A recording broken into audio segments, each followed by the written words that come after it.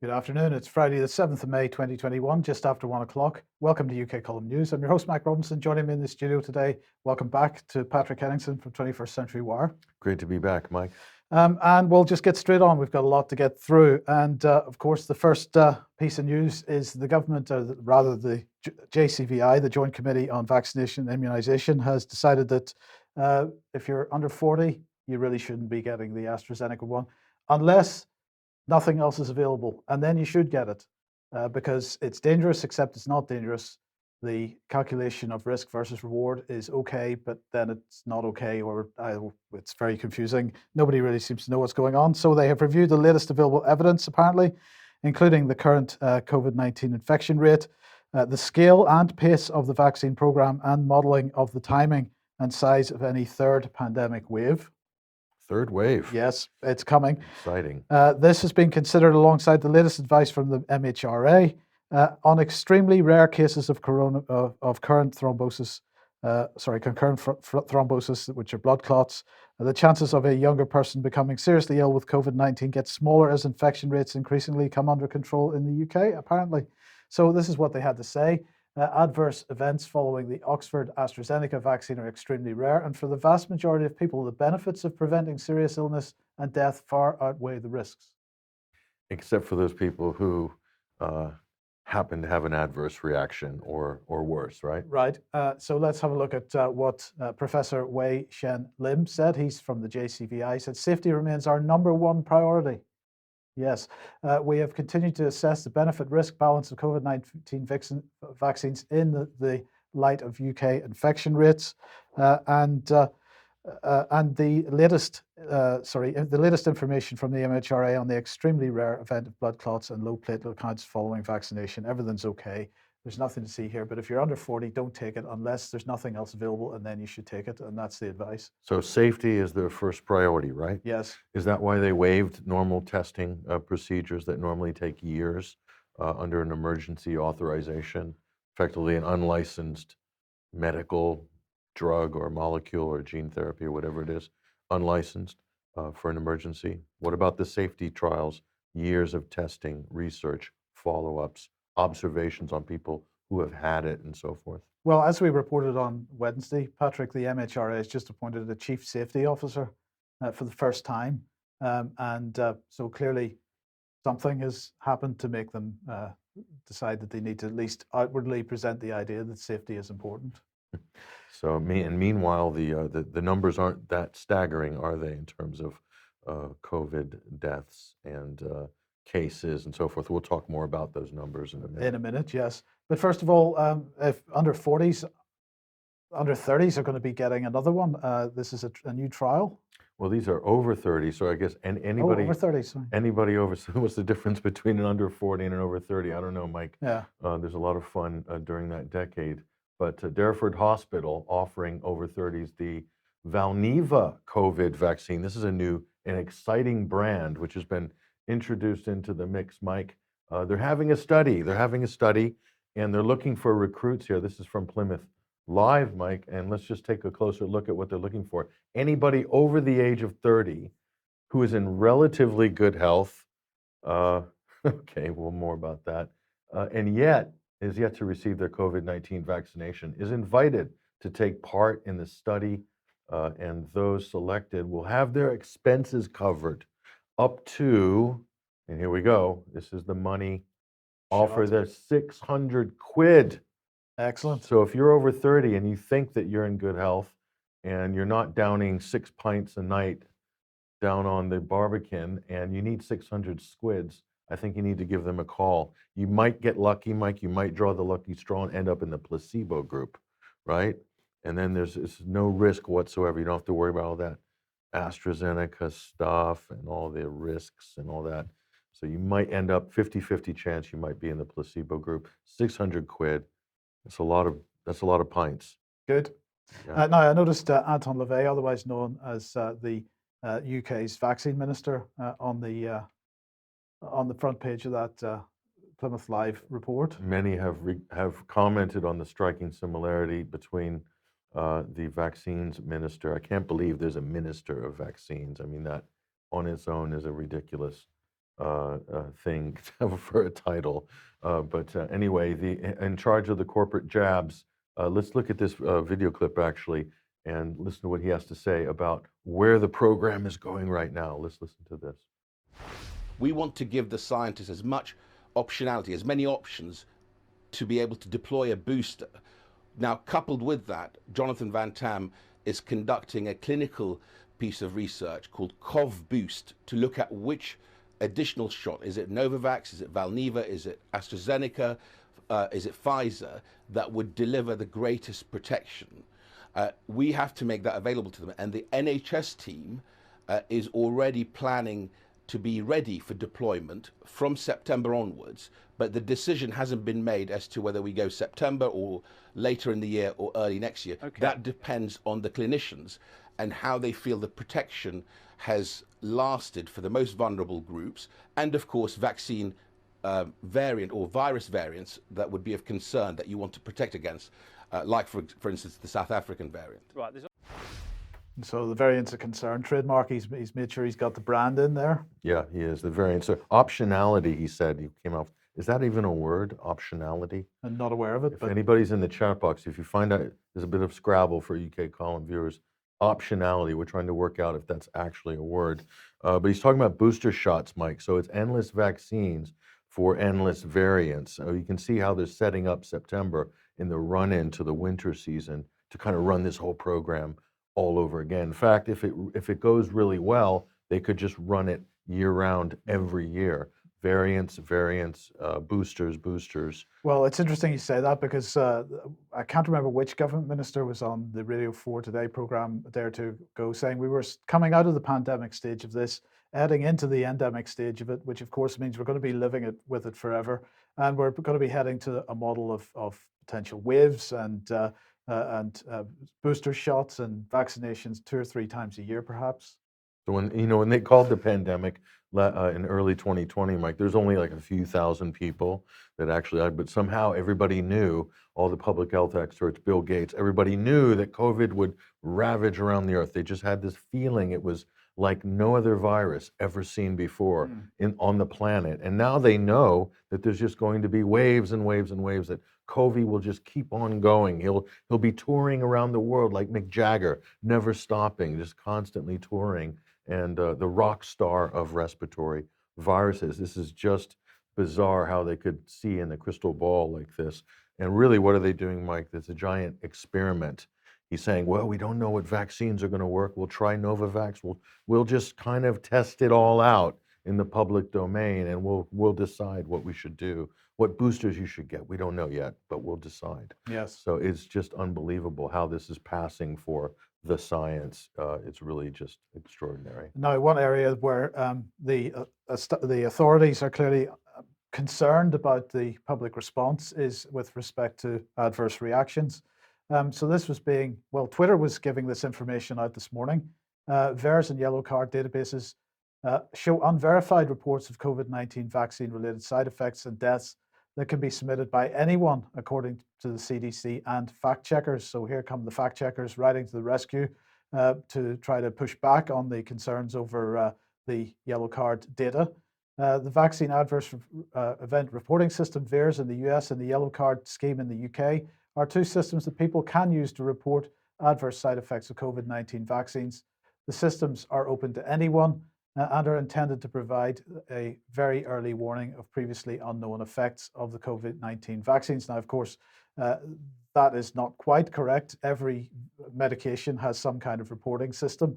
But in this case, it is particularly important because there hasn't been the normal testing regime in order to give proper authorization to these vaccines, as we've seen from previous vaccines. This should all be being done in a clinical setting over a course of 3, 5, 6, 7 years. Right. But they're basically doing it out in public, and the fact checkers are jumping on anybody who's reporting anything negative. So it's PolitiFact and Full Fact, of course, our old friends Full Fact getting involved in this.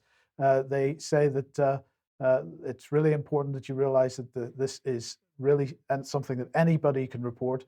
But is it? Well, actually, if you follow the form through, it asks some pretty key information. where you had your vaccination, what your dose, what your batch number was, this kind of thing. It's not as if somebody, a general member of the public who hasn't actually had a vaccine or hasn't been involved with the vaccination program has the information to hand to fill that in. Now, we've also got to remember that the MHRA spent what was it, $1.5 million, something a bit more on a what was being described as an artificial intelligence recording system, so that they could make sure that there were no errors. They were expecting so many adverse reaction reports for these particular vaccines that they had to bypass the normal procurement process in order to get this latest software package in order to record this stuff. So they must have, you would assume, procedures in place for dealing with what is obviously a false report. But in any case, I think it's a bit disingenuous of the, in fact, more than disingenuous of the so-called fact-checking organizations to suggest that you can just ignore the adverse reaction database information because it's not necessarily come from a medical professional. But there is, at least on the VAERS, attending physicians, there is fields for that information. And a lot of the information you'll see, there's comments by doctors, GPs, for instance, Yes. attending physicians. Well, of course, we don't get to see that information on the yellow card data. And in fact, we don't really even get to see the type of infrastructure that VAERS and also the European version of the reporting mechanisms schemes have, where you've got a proper way of sorting information and trying to compare information. We might have an announcement to make on that in the not too distant future to make it a little bit easier, but we'll keep an eye out for Monday's program for that one. More on the VAERS in a minute, because we do have an interview that was posted recently. We'll talk about that shortly. Okay. But Patrick, the most vaccinated country in the world, which particular country is that? Well, this is the Seychelles, a beautiful down the South Indian Ocean there, the Seychelles. Why? And here's the headline from the Washington Post: why the world's most vaccinated country is seeing an unprecedented spike in coronavirus cases. Imagine that. So they didn't see that coming, did they? But we sure did. The Seychelles stands as the most vaccinated nation on earth, with more than 60% of its population fully vaccinated, more than other vaccine giants. Look at that term, the language is interesting. Giants such as Israel, Britain, 2 vaccine giants. Yes. And also almost twice the United States rate of vaccinations there. And they go on here. This is interesting, but the success has been undermined this week as the Seychelles found itself with the largest number of new coronavirus cases per capita and has been forced to reinstate a number of restrictions. So looking forward to the great tourist season, which their economy absolutely depends on, but oh no, the cases have spiked. So, we don't know how they're generating this case data. For instance, if it's through PCR testing, then a lot of it is in fact junk data and probably mostly false positives. That's not us saying that, by the way. This is in a load of peer-reviewed journals as well. We'll show you some of that evidence in a minute, Mike. But isn't that interesting? It is an interesting correlation, isn't it? The most amount of vaccinations, and they're having the world record at the moment for increase in coronavirus cases. Just coincidence, Patrick, must be same in India, as we showed a week or two ago, when if you look at the trend of the latest spike in India of cases and the trend of the vaccination, the trend seems, those two trends seem to match up pretty well, and they seem to be correlated in terms of time as well. So what is there a connection? We don't know. Vaccine shedding, a lot of people are talking about that. Or is this a case of the cases are driving the data, so that they're doing a full court press on testing at the same time as vaccinations? Either way, Mike, it's not a good look for the sort of the official policy. Yes. And it looks like a vicious cycle that pretty much anybody can get caught in once you start opting into the mass vaccination program and the mass testing program, that you will never, ever, in fact, be out of the COVID lockdown death spiral. Yes, indeed. Where does that take us then? Well, let's just talk about numbers here. Just a couple of months ago, you remember these headlines here? Yes. 100,000 UK deaths, and Boris looking solemn there. That was across all of the news headlines, the newsstands. It was like the Vietnam War, you know, or it was like World War I or World War II. These milestones of deaths, and this is really the sacred death count that so much is built on. But a few stories came out recently, and we sort of looking at this 128,000 dead from COVID, claims a lot of media outlets and the government in the UK. Well, we didn't do the fact check. Actually, the Telegraph did a type of a fact check. This is nothing new if you've been following this program, the UK column news. But that 128,000 dead from COVID, fact check, false. Yes. False. Pretty safe to say it's false. Let's take a look at that here. This is the Daily Telegraph. Almost a third of recent COVID deaths in England and Wales not directly caused by the virus. This is according to Office of National Statistics. 33%, Mike, nearly, of people included in the overall death figures that COVID was not an underlying cause. And this brings a lot of questions to the hallowed death count. This is a type of a new religion which has taken over really in the last 12 months. It has indeed. And what's really interesting about this is this article saying 33%. This is the latest data from the ONS. But if we go back a month, it was 25%, in fact, 23%. So it's gone up 10% in a month. I'm not clear just exactly where that leaves us, Patrick. But let's just remind ourselves what the excess mortality figures have been for the last 14 months or so, and have a look at the graph. This is from the Office for National Statistics, of course, the data, and the red line is the actual all-cause mortality, not just COVID deaths, but all-cause mortality. The orange line is the 5-year average. Now, that's when lockdown began in week 13 of 2020. And so we, of course, have been showing, I believe, over the last year, that what happened in that first wave, if you want to call it that, was that the vast majority of deaths were lockdown deaths. We're going to justify that in a little bit in a second. Now, as for the second wave on the right-hand side there, the gap between the 5-year average and the all-cause mortality is partly lockdown deaths. It's also very much the effect of the shutdown of the NHS for non-COVID patients. The throttling of services and things like that. Absolutely. Now, this, of course, is an interesting little comment here. All-cause mortality surveillance, this is for week 18 up to week 17 data, where Public Health England is saying that there's no statistically significant excess all-cause mortality.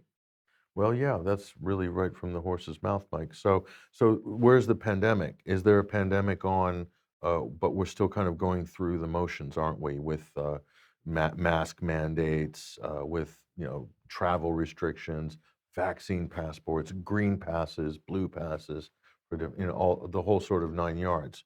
So it seems to me that we're in a position at the moment where the government is really struggling to justify this narrative that they're pushing out. But let's just remind ourselves about where the excess mortality has been taking place.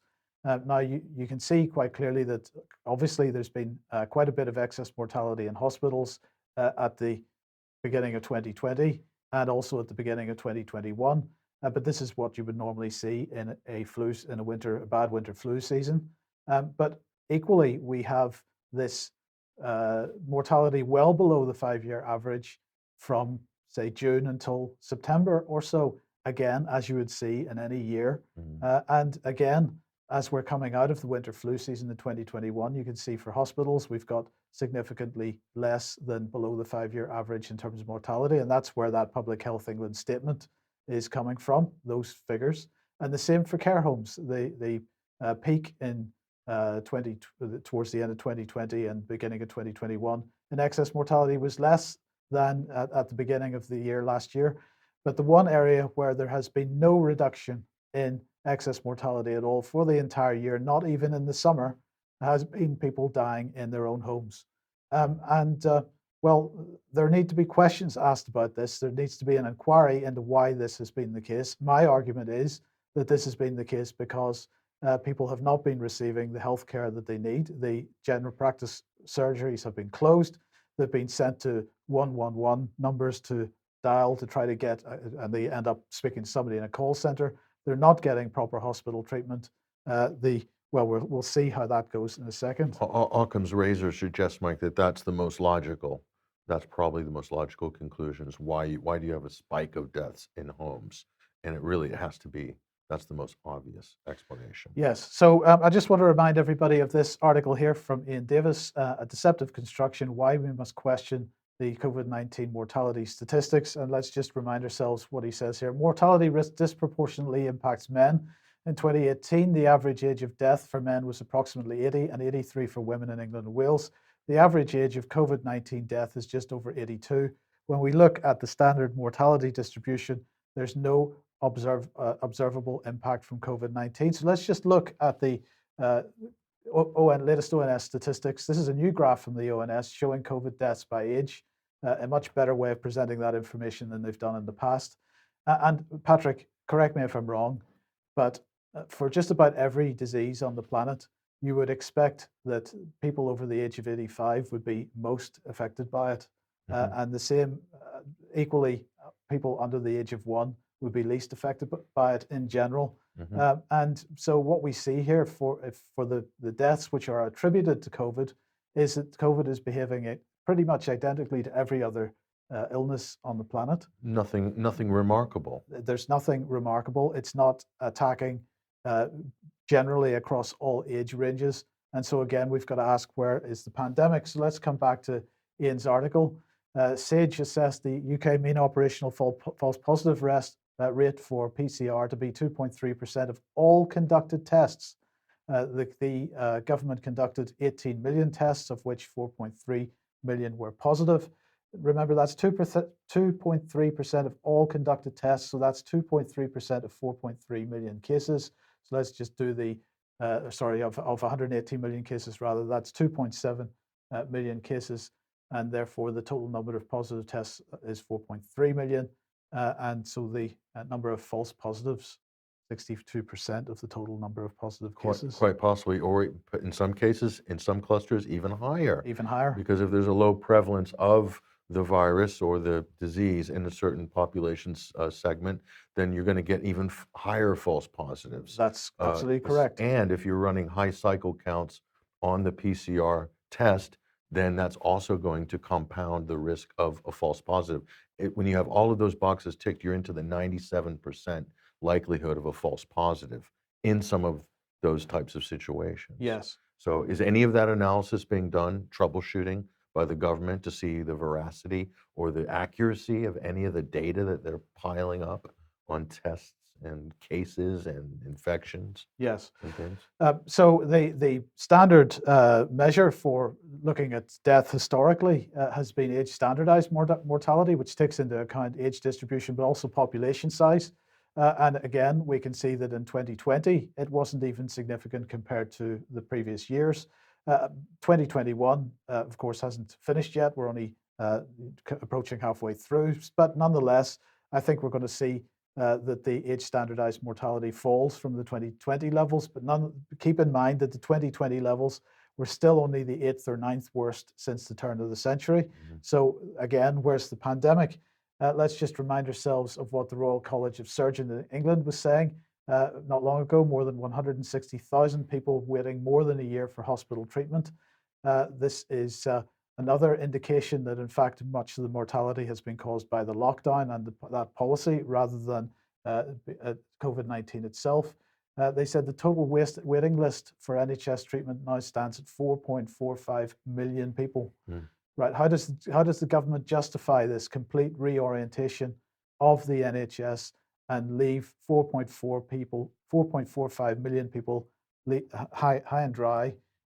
Here is Professor Neil Mortensen from the Royal College of Surgeons saying these waiting time figures drive home the devastating impact COVID has had on wider NHS services. Let's remind ourselves it's not COVID that's had the devastating impact, it's government policy that's had that impact. That's right. So waiting lists for planned treatment were already heaving when the virus first struck. So what we've seen as a result of the policy that was implemented is that an already bad situation has been compounded by bad policy making. The Spectator has also been commenting on this a few weeks ago, COVID and the lockdown effect, the look at the evidence, and also there's plenty of scientific literature on this, but here's one: inferring UK COVID-19 fatal infection trajectories from daily mortality data, where infections already in decline before the UK lockdowns. And that is a very important paper to have a look at. And did we not make that exact same commentary back in early April? Absolutely, If you we go did. back Yes. and look at the programs, you'll see we talked about this back then. Yes.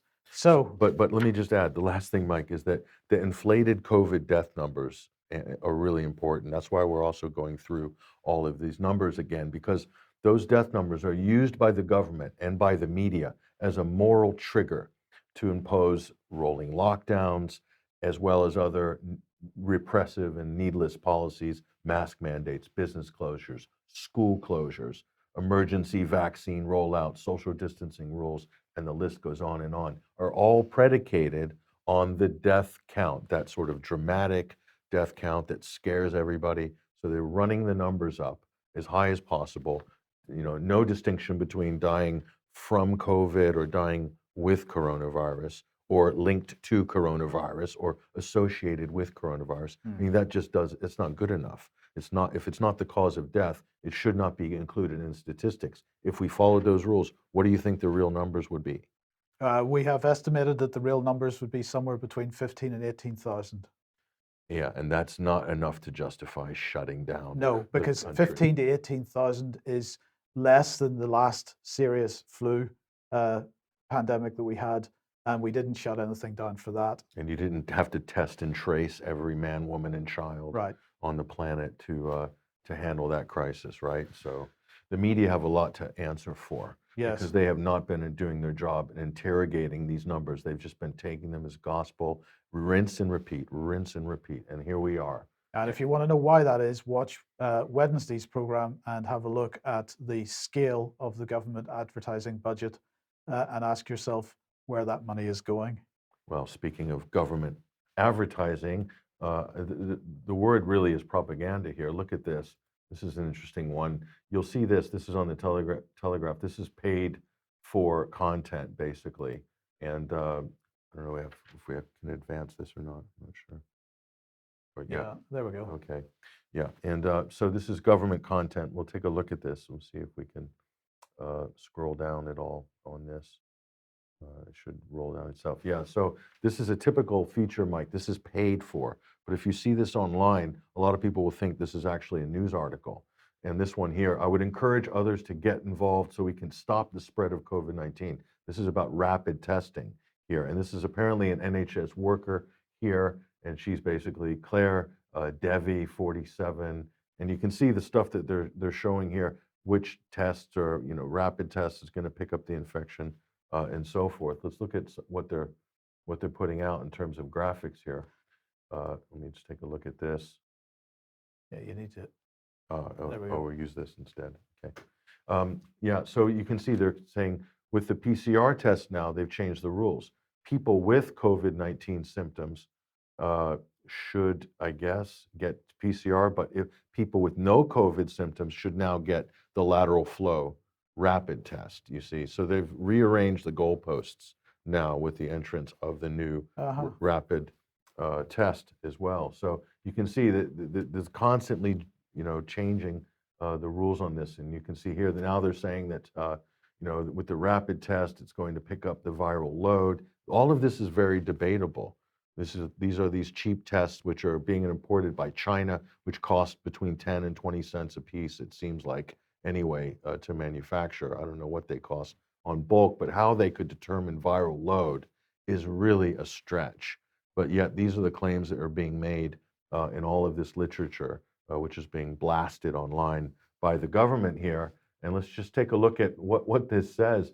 So, and this is the Health and Wellbeing Coordinator from Saddleworth featured in this. This is really a propaganda piece, but you can tell by the language. So she's saying here, I did a test the day after Boxing Day, and I thought I'd be fine. I wanted to go for a walk. So I did a test before I went out for a walk, she says, and got my coat and my boots, and then checked the test and thought, what's that? It was positive. So again, yeah, go out for a walk, take a test before you go out for a walk, totally normal. I booked in for my PCR test, which basically confirmed the result. So she went for a PCR test after the lateral flow test, and we already told you the high false positive rates on PCR tests. So that's not exactly a good way to confirm whether you have an active infection, because a PCR cannot be used as a diagnostic test. No, but that is the advice, that if you receive a positive test with a lateral flow test, you're supposed to go and get a PCR test to confirm the result. So you're locked in, Yes. basically. But let's just remind ourselves here. I mean, this is even from the Lancet. There's so many of these papers, Mike, here talking about the PCR test. Here, look at this. One SARS-CoV-2 replication has been controlled by the immune system. Oh my goodness, Mike, the Lancet admits that we have natural immune systems working in our body. This is revolutionary. RNA levels detectable by PCR on respiratory secretions fall very low levels when individuals are much less likely to infect others. This is common sense, right? So the remaining RNA copies can take weeks or occasionally months to clear, during which time the PCR remains positive. This is just common sense here. And look at this. This is from the CDC, Mike. And this is about COVID-19 vaccine breakthrough case investigations. Look what they just admitted here. They will only examine post-vaccine infections with PCR threshold of 28 or less. For any government people watching, let me just blow this up for you if you're having trouble reading or finding this document. That means RT-PCR tests with values of less than 28, okay? That means that they're not picking up, less likely they're gonna pick up dead nucleotides. Again, if you're with the government, I'm sorry for the technical language. I know it's confusing. But basically, they've been running 40, 45 cycle counts for the whole year. And guess what? You can find COVID on the bottom of your sneaker if you run a 45. You can find it on your pet cat, on your dog, on your dog's biscuits, okay? That's how sensitive the PCR test is. It'll pick, it's not gonna find COVID, okay? It's gonna find a RNA fragment which exists in many things, not just coronavirus. This is how we've generated all of these, quote, cases over the last year. So again, the CDC is backing off, Mike. Now they want to rejig the rules on this. So I'll tell you why they're doing that. They're doing that because they are concerned that people who've been vaccinated will be getting positive results. Of course, that's because the cycle count is so high. So they now want to reduce the cycle count to try to minimize the false positives. absolutely. I think you've figured that one out, Mike. So again, back to our NHS worker here. With the restrictions that had come in the week before, I fortunately hadn't seen anyone over Christmas, and I was so glad. I would have felt mortified if I had given it to somebody. So, I mean, this is the stuff that they're printing in here. So now she's saying, I'd encourage others to do these tests. It's important so that we can slow down the spread of COVID-19. Is it really spreading? What are we talking about here? This was just published a couple of days ago, Mike. So we need to slow the spread of COVID-19. Now, where is it spreading? How do we know it's spreading? Well, it's not spreading. From PCR tests or in the media, it's spreading. It's really hard to tell. They're pumping this propaganda So out. at the same time, the government is admitting that COVID-19 has effectively fallen to nothing because it's the summer. And it's on the COVID dashboard. It's on all the various documents that they're publishing, and the media is still trying to push out this narrative. It is incredible. And in every town, every hamlet, every city, you'll see pop-up tents from the NHS giving out COVID lateral flow tests. They're literally trying to give them out to passersby.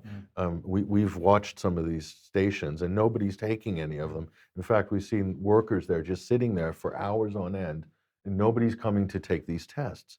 So they're like desperate to get people tested. Why? I guess they need some data. Maybe they need some positive tests. Certainly, they're not interested in negative tests or the fact that everybody walking by is in absolutely perfect health. It's tricky for them. But look, let's move on to the flu. Now, when did we first report this? I think we first reported this before Christmas.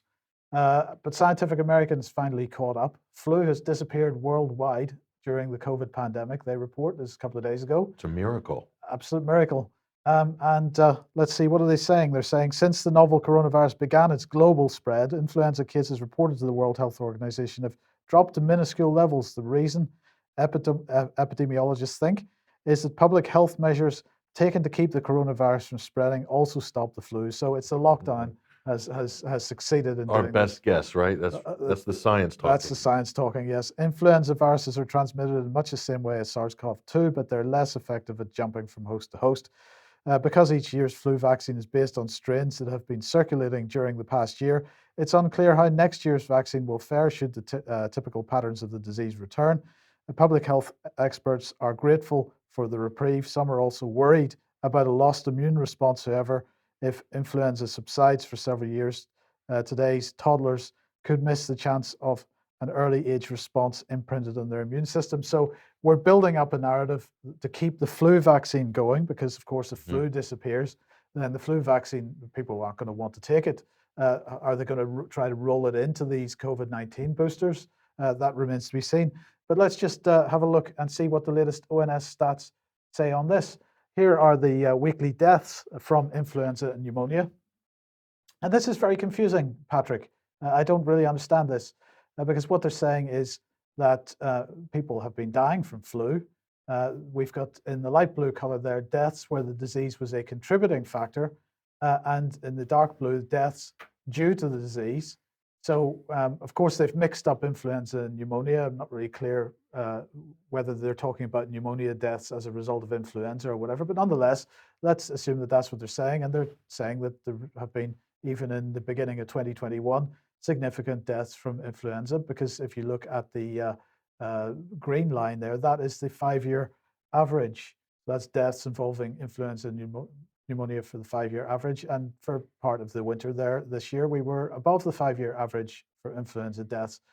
This is very confusing. How could this be? Let's have a look and see what the message that we've been getting is. This is from Gavi.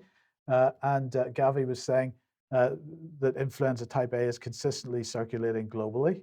Well, so they're sort of implying something similar to what the ONS has been implying. But actually, if we look at the Public Health England reports on this, influenza A hasn't been around since week 52. And even then, it was in massively small numbers. Yeah. And so where are all these people that are dying from it coming from? And if we look at the World Health Organization, well, there's been no influenza A or B circulating, according to them, since week 16, of 2020. But then, of course, when we moved to 2021, we started to see that those figures changed slightly. But even so, it's only slightly, and there's very, very few cases. So where are these deaths coming from? It's all very confusing. So if we come back to Gavi again, even though there are epidemics of different seasonal influenza strains every winter, the virus is widely perceived to be low risk by the majority of the public. Well, that is true, but of course, they're still told to get a vaccine. So, but COVID's low risk to the majority of the public as well. What was the average age of a COVID death? 82. 82. So for the general public, it's also low risk. Is that safe to say? That is very safe to say. Yes, yes. But nonetheless, there seems to be a confusing narrative building here. People are dying from influenza, but there is no influenza. Why could this be? I think there is concern about, once again, that there's not going to be any demand for flu vaccines in winter of 2021. Yeah, that big payday is not going to come. So look, let me just throw this out before we get to our next slide, Mike. So if the testing for COVID is really garbage in terms of the data that it's producing, a lot of false positives, no active infections, not real cases, right? Right. And have they tested any of these people for influenza at the same time? Any of these COVID deaths, any of these people supposedly showing up in the hospital, testing positive for COVID? Has anyone been tested for flu? Are they doing aggressive flu testing to the same degree as COVID? You know why I'm asking this question? I do know why you're asking this question, and there is no answer to that because, of course, they're not publishing that information. Or they're not doing those tests. Well, that's quite possible, but they're not telling us whether they're doing them or not. So we can go to the COVID-19 government dashboard and we can see exactly how many tests, COVID-19 tests have been run on a week-to-week basis. But there is no similar dashboard for influenza. And in the weekly Public Health England COVID-19 and influenza report, they don't tell us how many tests were actually run. They provide that graph that I showed a couple of minutes ago, which shows very, very low levels, if not zero levels of influenza identified as a result of testing, but we've no way of knowing how many tests they actually carried out. Because the obvious question is, Mike, if someone's sick with a respiratory illness, they've been PCR positive tested, but could they also have influenza? And in a lot of cases, they will never know unless there was a blood work done, unless there were like proper clinical testing done. But a lot of this stuff has just been out the window, hasn't it? Yes. Because we have this testing regime that everybody swears by, but actually doesn't produce very good data at all. So where did the flu disappear? Maybe the flu is just hiding in plain sight. That's a very good point. So that brings us to a tweet from Tony Heller. Tony Heller, scientist Tony Heller here, and look at this. This is what he says on Twitter. The flu killed 50 million people in 1918 to 1919. He's talking about the Spanish flu here, with an average age of death of 28 years old. By contrast, the average age of death, he's talking about the United States here, for COVID-19 is 79 years old with multiple comorbidities. So you are correct. COVID-19 does not affect the body like the flu. So which is more, Mike, which is more virulent according to this statement and according to these numbers? Is the flu more dangerous and more virulent, or is COVID-19 more virulent and more dangerous to the general population? This is the key point here, that if you've for a pandemic to be a genuine pandemic, it really needs to be affecting all ages, and we need to be seeing something different to what normally happens every single year. And with COVID-19, we haven't seen anything different to what happens every other normal year, except for the results of policy changes. Policy and incessant media information warfare, propaganda, government statements, signage, billboards, brochures, stickers on the ground, everywhere you're walking, everywhere you look. We're being reminded there's a pandemic, but in the reality, according to the data, Mike, that you've just shown us, that it's not affecting the general population. Yet everybody's being convinced that everybody's in danger, their lives in danger of COVID. COVID's like hiding around the corner. Yeah. So, okay, so COVID vaccine adverse effects. well, you were talking about VAERS before. I just want to quickly point to people to this interview done by the Alternate Current Radio's Boiler Room. This was done by Hesher here. We've got this posted up at 21stcenturywire.com. This is a bit of a whistleblower segment, Mike, here. Their father had one of the worst strokes, according to his doctors, they've ever seen, pulmonary embolism, and why? Right after he had the Johnson & Johnson shot. The daughter is a registered nurse, so the brother and the daughter were interviewed here. This was recorded on the VAERS database as well. So I encourage people, it's a really powerful interview to go to 21st Century Wire and look at that, and also share it with people. This is a real discussion with real people about a really serious tragedy that happened to their family involving vaccines. So encourage people to look at it. Okay, but please be kind and wear a mask. That's right. And you know, you're not wearing the mask for yourself. Don't forget, we're told that you're wearing it for others, to make others feel safe, right? And this is also why you're getting vaccinated, right? It's not for yourself. Apparently in America especially, they've really gone with the psychology that you're doing it for others, so that others feel safe.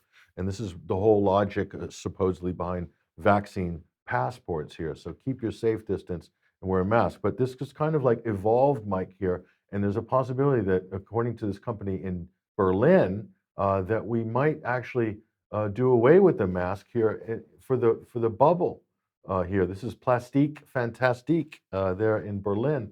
And these are the bubbles. And you know what I'm going to say here, Mike, is that something really controversial. I absolutely support the bubbles, okay? I support, for all true believers, I think you should ditch the mask, get a bubble, okay? Get them online right now in Berlin. And I encourage, I want to see everybody who believes in the mask to make the transition to the bubble, okay? Right. And why is that? I think this will be fantastic, because it will really separate the wheat from the chaff in terms of society.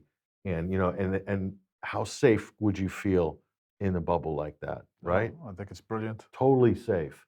And it's brilliant. It's better than the mask. I want everyone who believes in the mask, get a bubble. Get a bubble now. Okay. This is a great invention. I'm backing this. Good. 100%. Good. You can put stickers on it as well. You can decorate it. You can even put a wig on top. I don't know. Stop. Have some fun with it. Right. So what's next?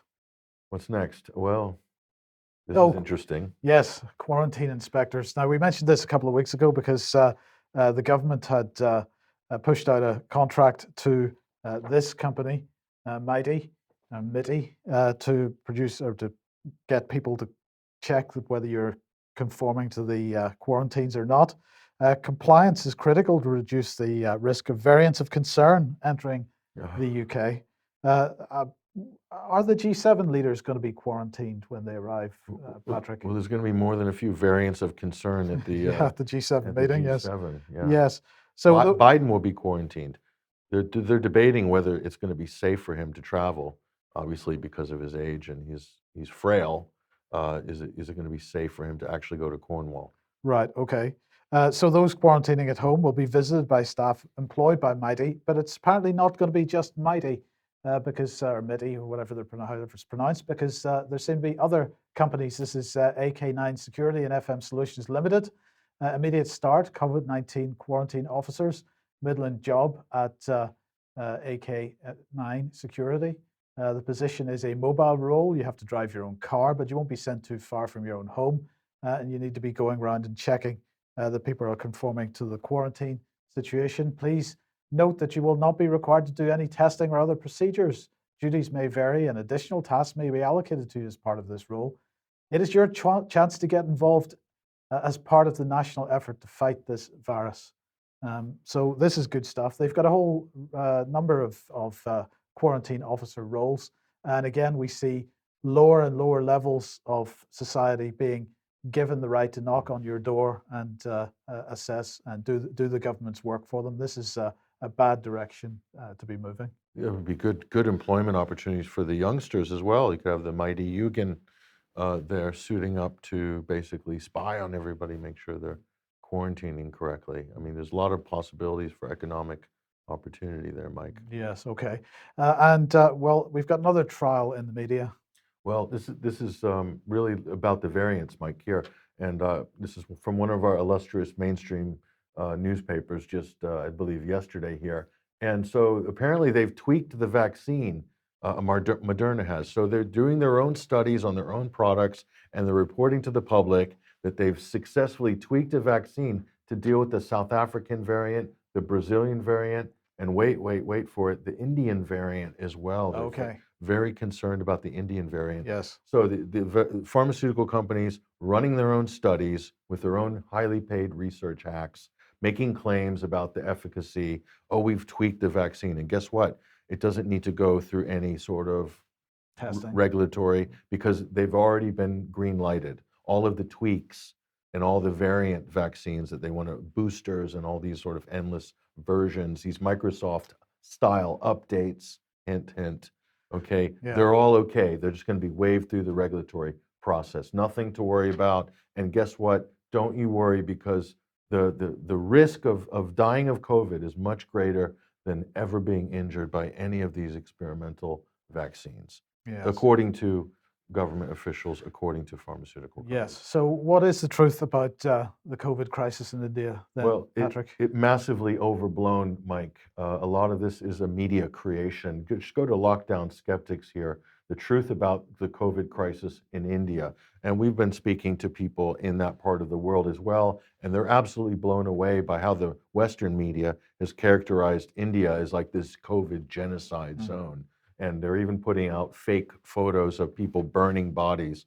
Of course, there are funeral pyres in India. It's like a long, thousands of years tradition in certain parts for certain religious ceremonies, or poor people, or down by the river and so forth. There's different traditions in India that the Western media picked up on to make these dramatic images about the COVID crisis in India, and cases are surging and so forth. If you look at even by their own dodgy numbers, if you look at the deaths per million, okay, what billion people in India? 1.3 billion. It's not even a blip on the radar screen. More Yes. people probably getting malaria than dying. No, there are of more COVID. people dying of starvation in India than are dying of COVID. That is true. So, but they're using India to drive policy in the West to say, Yes. you need to be worried about what's going on in India. India hit the brakes, quote unquote, and now they're paying the price. That's the narrative that they're pushing through the Western media. And we're going to say, do your own research.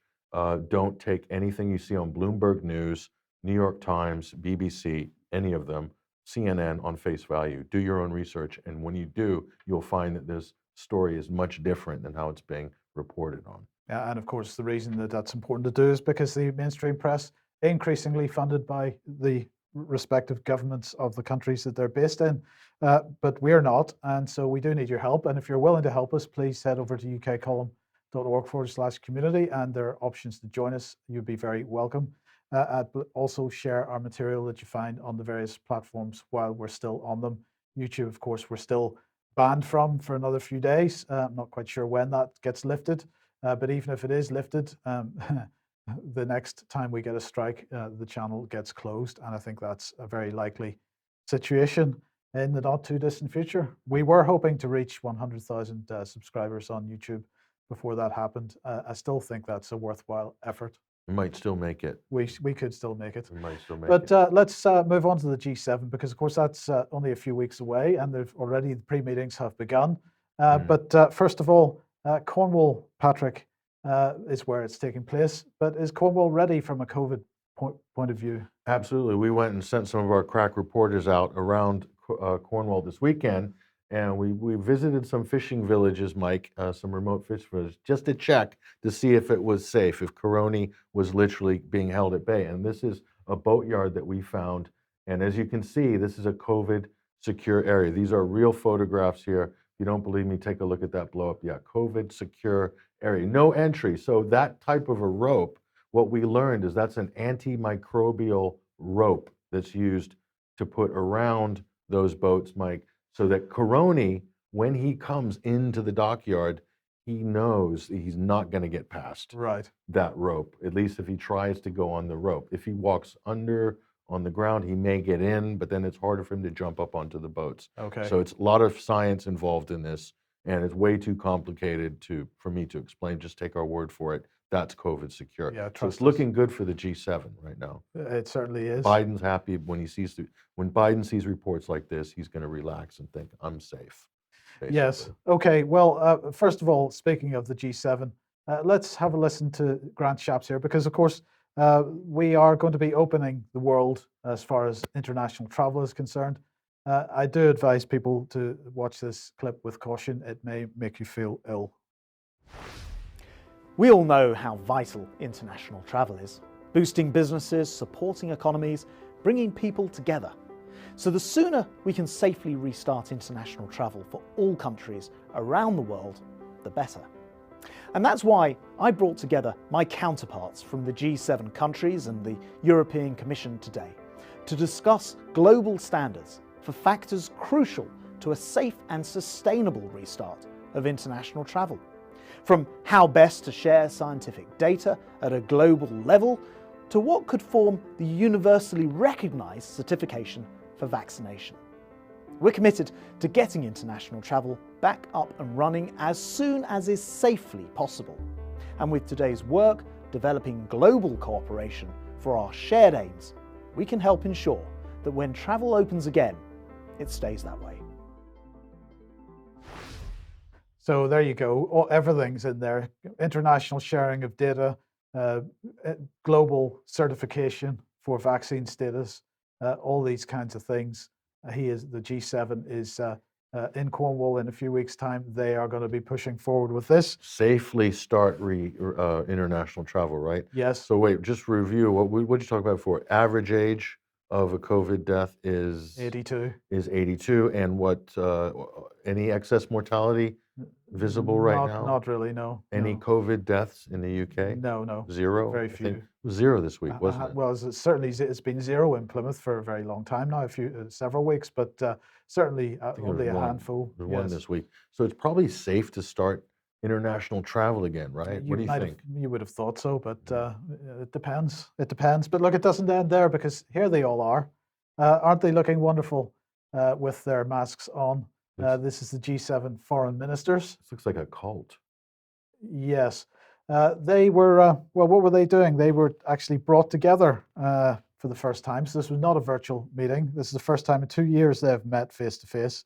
except they didn't meet face to face because they're wearing masks, so they can't see each other's faces. But anyway, that's okay. So they brought together foreign and development ministers from G7 countries, as well as guests from the Indo-Pacific region and Africa. So what were they mainly focused on? Let's just have a quick look here. First of all, they were focused on calling out the concerning Russian troop buildup on Ukraine's border. It's not Russia's border, is it? No, it's no, just it the isn't. It's just the Ukraine's border. They would set out a united, balanced approach on China. Oh yeah, of course, it's very balanced. They're going to defend media freedom. Except for Julian Assange. Well, indeed, because they're going to deter the abhorrent practice of arbitrary detention. Except for Julian Assange. Except for Julian Assange, yes, who's in Belmarsh prison. Yes. So let's go on. A new famine prevention and humanitarian crisis agreement, except that, of course, their position is that we're running the COP26 later in the year, and so Africa can't, for example, build any fossil fuel-based power stations. So, in fact, they're not going to be able to improve their standards of living, and so famine is never going to leave Africa for as long as that's the case. So they're not really doing that. And they're going to scale up the finance needed to help countries adapt to the impacts of climate change, because, of course, we need to make sure that African countries in particular stay in the debt, carry the debt burden that they've carried for generations now, because that's the best way that we can keep Africa available for us to mine our cobalt and lithium and all the stuff that we need for our electric vehicles and our windmills. Sure, and our oil or whatever we can basically pilfer out of Africa on the cheap. Climate impacts of climate change. What exactly are those? It's not sea level rising, right? It's not droughts, because that's local weather patterns, isn't it? And over agricultural development and things like that. So where is this man-made average global warming coming from? This has yet to be proven by the science. That's right. That's right. Now, of course, they said they were going to take this balanced approach to China while they're busy building back better. But actually, they were very much focused on the idea of rules-based international order. And of course, China isn't conforming to the rules-based international order. It's doing something slightly different, because to conform to the rules-based international order, you've got to conform to Britain and the United States. He who has the gold makes the rules, right? Or he who doesn't have the gold anymore still makes the rules, right? So the U.S. were saying that China is the most important agenda item for them. It has to play by the rules of the international order, but governments aren't being asked to choose whether to be for or against China, but rather it's a question of ensuring that China is abiding by those rules and competing fairly with us. Yes. Right. Yeah, and not burning coal or using too much fossil fuels. No, indeed. So now, of course, the whole issue of Russia, as we've just mentioned, and whether the border belongs to Ukraine or to Russia or to both, but Russia's side of it doesn't count.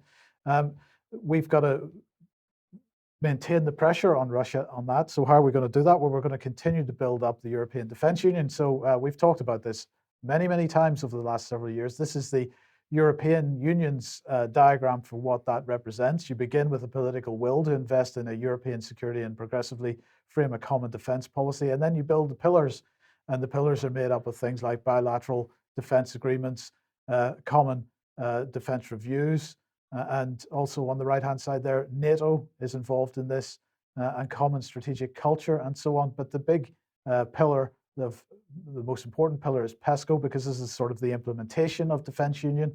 Of course, some in the mainstream press, and I'm mainly talking about the Daily Express today, are suggesting that the United States under Trump was very much against this European Defence Union idea.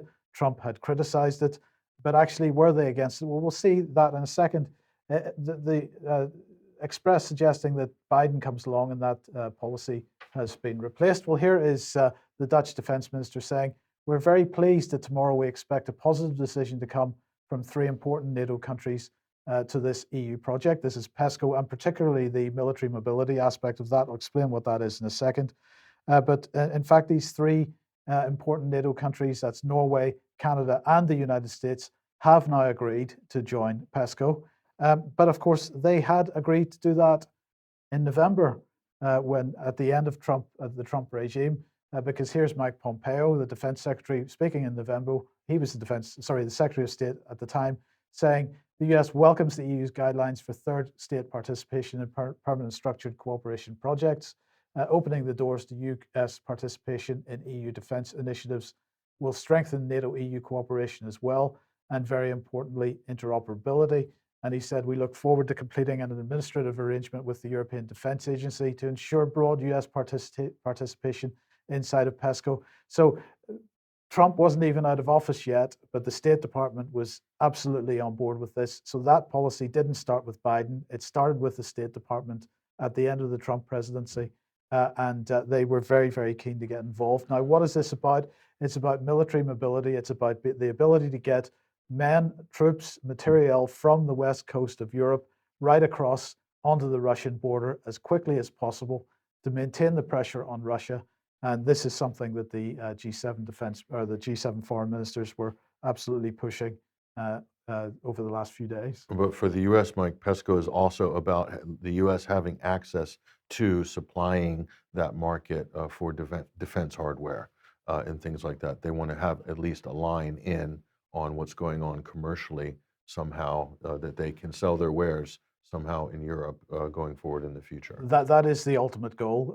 They haven't got that far yet, but that's the direction that they're going in. It's very much about the industry as well. Yes. But generally, Washington, at least Trump, saw NATO as you know, and previous presidents as well, see NATO as the U.S. can have a hand in European affairs to dictate foreign policy of European countries, either that or through Brussels. Now that it doesn't have that with the UK through Brussels, it's going to be very important to maintain that hand through NATO and maybe to get in the back door through European defense. So yes. They just want to have their hand in so that they can maneuver and dictate policy.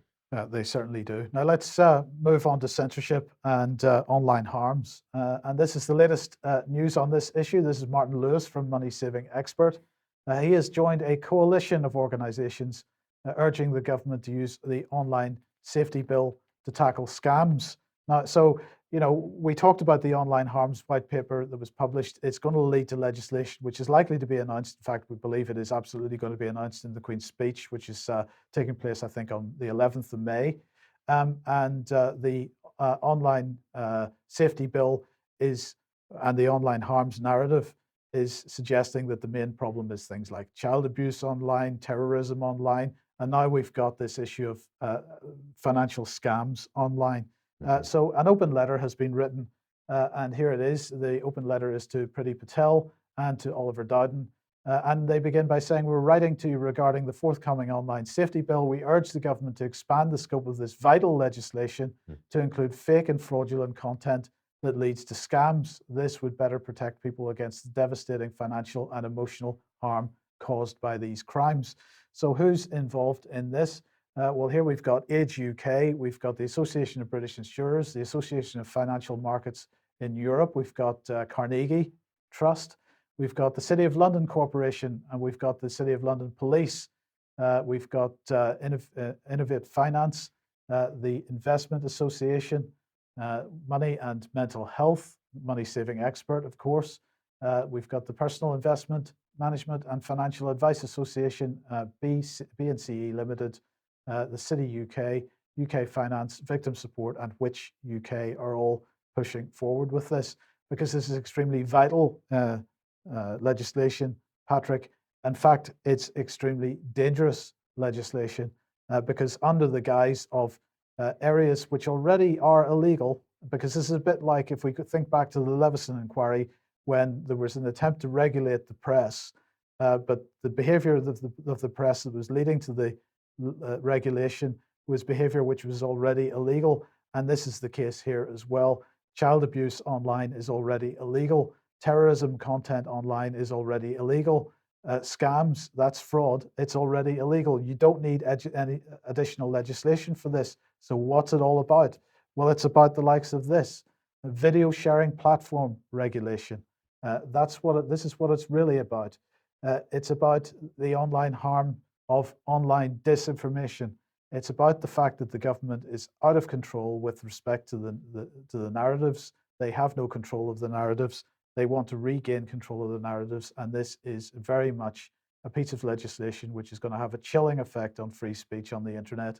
And if anybody thinks that it's vital, then they need to start having a conversation with their MPs, because it's their MPs that are going to be voting for or against it. Right, and so we talked about a number of people that are being deplatformed, censored online here. This is a really interesting story out of Russia, of all places here. And so the Russian government has basically, in a tribunal, has found Google, YouTube, effectively, we're talking about YouTube here because they're owned by Google, guilty of basically breaching contract by deplatforming and yanking people's channels here. This is kind of an important precedent going on here in Russia. Moscow-based Archbishop, Google does not need to understand Russia's threat, so they don't need to basically micromanage content within Russia's border, according to this. So Google could not prove that Tsargrad, this is a channel that they broke community guidelines, their Christian conservative channel here. Even had that been the case, Google would have had to give 6 months warning before breaking the contract. This is what's decided in the Russian courts here. So how are they going to basically make this stick? Well, here's the man in question here, and he's a type of a media Svengali, the owner of Tsargrad, Konstantin Malofeev, and he's behind this effort basically to hold YouTube, Google to account here. And so we look a little bit further here, and this was what was printed in UNZ. So Malofeev was sanctioned by the United States. So this is the justification that YouTube, Google did to pull his account, his channel basically. So as for sanctions, the tribunal ruled that US and EU sanctions are part of public law of those particular countries and cannot be applied in Russia. Google has to restore their account or suffer the legal consequences here. And what are those legal consequences? Let's take a look. For the first week of non-compliance, Google would have to pay a little over $1,000, nothing to speak about there. But afterwards, the fine doubles each week. In half a year's time, Google will have to pay $70 billion. So guess what?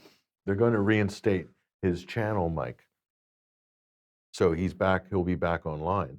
We need to see this type of effort in other countries. So basically, they made the determination if Google, YouTube want to operate within the Russian market, which is a substantial market for their brand, they can't just go and deplatform people willy-nilly. So you could have similar legal challenges in other countries, and let's hope that we're going to see that. Yes.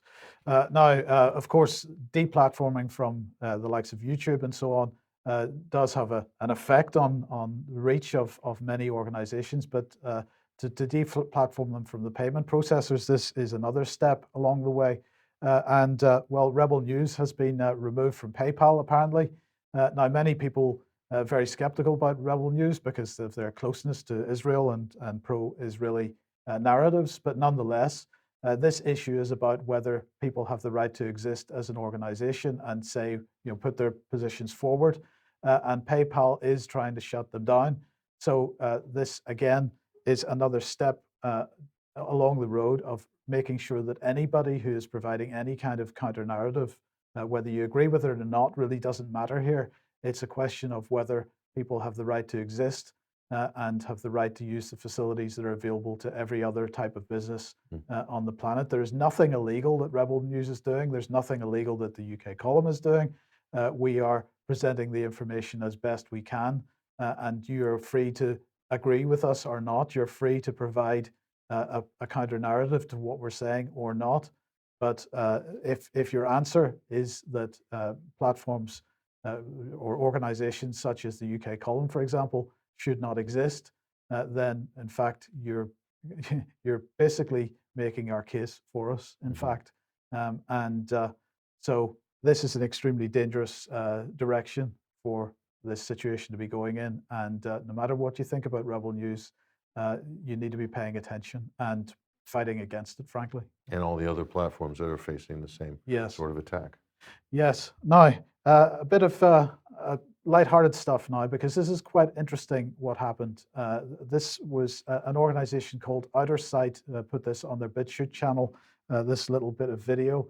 Just have a listen to what is being said here. This is Orla Guerin from the BBC speaking to the Azeri president, Ilham Aliyev. And well, it's quite a little conversation they're having.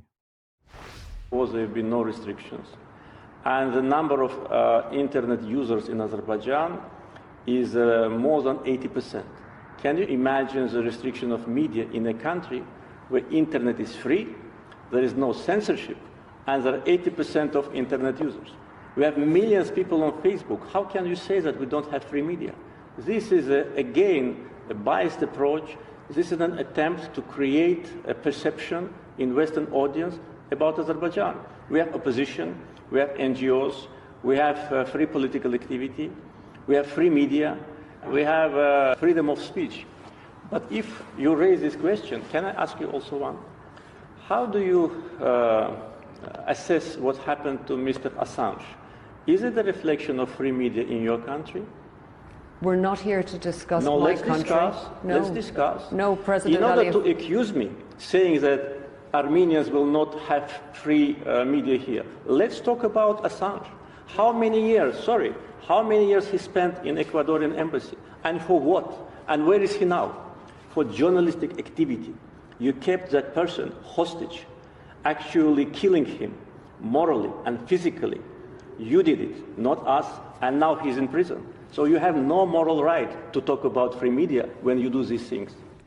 Returning to the So that went on a little bit longer, but and I think the interview itself was done at the end of last year, but nonetheless, that's the first time I've seen it. I thought that was a very considered response from him, and clearly some of these political leaders around the world wise to what particularly the BBC are doing, but many other mainstream media channels as well, and seem to be prepared to actually push back against it now. Great to see. Yes. Really great to see.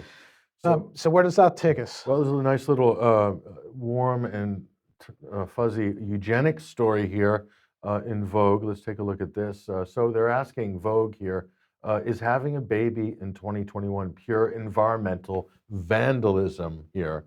Are you really going against Greta's grain on this? Let's look at what they say.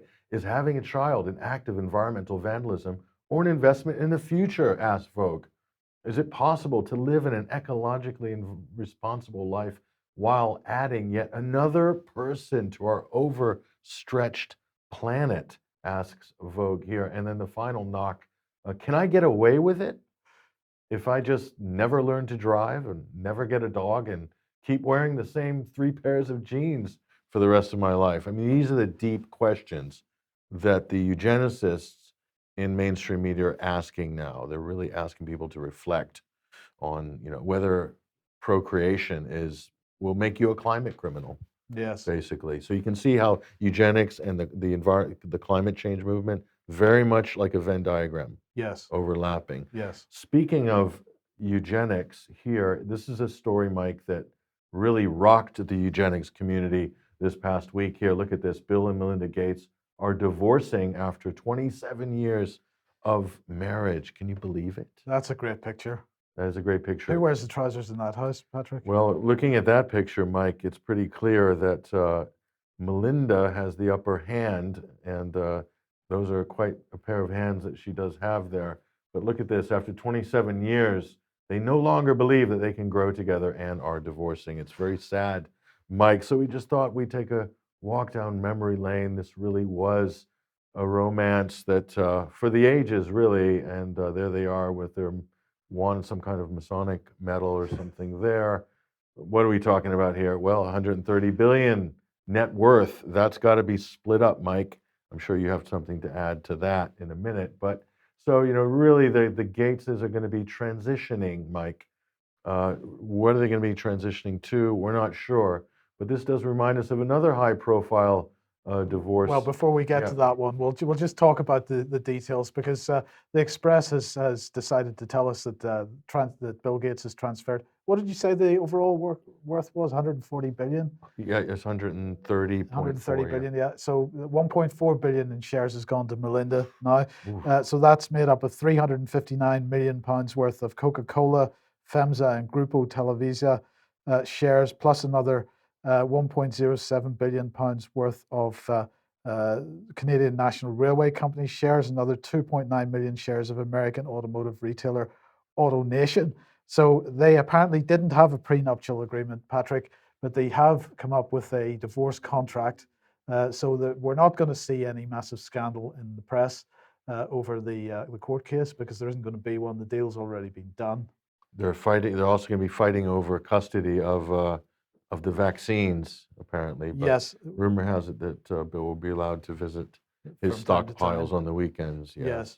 So what do you think is going to happen now that they are going their separate ways? They're going to transition? I don't know. Well, this was a high-profile marriage here, Mike, and this is Bruce Jenner and Kris Jenner here, and that's the they're on the right-hand side. That's the pre-transition Right. photo here. But then after the divorce, it became Caitlyn Jenner and Kris Jenner. So that's a kind of a novel transition there. Right. Weird things are happening in high places with some of these celebrity marriages, so you never know. We're not saying that that's going to happen with the Gateses, of course, if that's just outrageous. Some people say it already has, but anyway, that's another story. That's another area of inquiry, isn't it? But look at this here. Some good news. This is the post-millennial. Puberty blockers banned in treating gender dysphoria youth in Sweden. So Sweden's basically put their foot down on this whole use of all of these puberty blockers and excessive hormone treatments for children that are supposedly having gender identity issues here. So this is according to some people, a positive development, obviously because they're so young, the side effects are so great, long-term physical damage potentially that it can't be reversed. So, and we're starting to see a number of other countries pushing on this issue. So it's very interesting what's going on. But speaking of gender, Mike, look at this. This is a biological male weightlifter who identifies as a female will be competing against women, poised to become the first transgender Olympian powerlifting here. This is Laurel Hubbard from New Zealand, and that is no light weight that Laurel is lifting right there, Mike. And so this is from the Blaze. So this is in New Zealand. So basically competing against women in powerlifting in the Tokyo Olympics in 2020. And as it stands right now, will be basically potentially on the podium here. Look at this, Hubbard's best qualifying total, 285 kilos, which is about 628 pounds, and puts them very much in the reckoning for a place on the podium for women's super weightlifting in Tokyo. How about that? And let's take a look at Ms. Laurel Hubbard. We'll have a look at that now, actually. Oh, look, I think every athlete has to develop a certain amount of toughness, because when you're competing at this level, you just can't let the distractions distract you. And so I don't think I'm any different from anyone else. I don't think I'm any tougher. I just do what I have to do. No different from anyone else, except that you're attempting to take part in women's sport when you're not a woman. In weightlifting. In weightlifting. Which arguably is the most masculine of all competitions at the Olympics. So, I mean, this makes the East German women's swimming team from the 1980s look like a bunch of effeminate ballet dancers in comparison. I mean, should be allowed to compete with the men. That might be fair, a lot of people think, but not with the women, because obviously an unfair biological advantage. Yes. 43 years old, has been identifying as a woman for the last 7 years, since age of 35. So what will be the oldest person competing in the Olympics, I believe. So again, how would Laurel fare in the men's category? Would Laurel qualify? I suspect not. I suspect not. Probably not. So Yeah. again, the debate is raging. This is just going to be so controversial if this goes ahead. Yes. Okay. Well, look, we're right out of time, Patrick. But well, this is a little bit of what is going on here? There's a little fun story, isn't it? Here again, the post-millennial South Carolina House approves death by firing squad as an option for execution. So what they're doing here, they're giving the elective choice to prisoners either to be electrocuted, lethal injection, and now they've added this, a firing squad here. Excellent. Right. And so a lot of people let's just think, this is wild. Who saw this coming, right? Right. But what does it mean? I mean, are we going to see the return of the guillotine in other states? Where is this going? what about the return of the pistol duel? If you slag somebody off on Twitter, you could challenge them for a pistol duel to defend their honor. I mean, where are we heading here? We certainly seem to be heading backwards in certain areas, don't we? Yeah. So, and again, the interesting thing I'll say about the firing squad option is, then they'll also be obligated to offer a range of cigarettes as well, All right. along with that, when you wouldn't get that option with electrocution or lethal injection. There's something about firing squads and having that cigarette that's Okay. that goes together. So it's interesting, isn't it? It's kind of a human story there. To end off with, so thank you very much, Patrick, and welcome back. And we will be back at the same time on Monday as usual. So we hope you have a great weekend, and see you at 1 p.m. Monday. Bye-bye.